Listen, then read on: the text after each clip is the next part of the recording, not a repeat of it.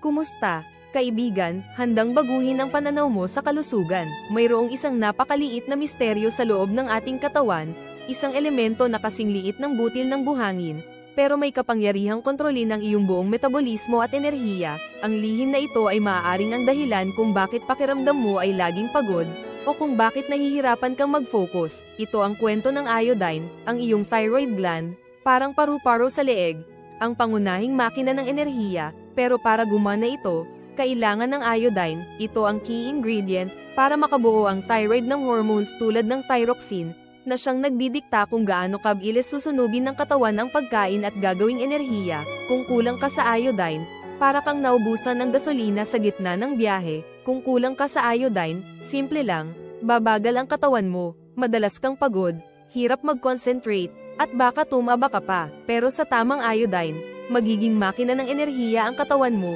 malusog ang isip, at buong sigla. Huwag maliitin ang iodine. Ang kapangyarihan nito ay malaki sa buhay mo.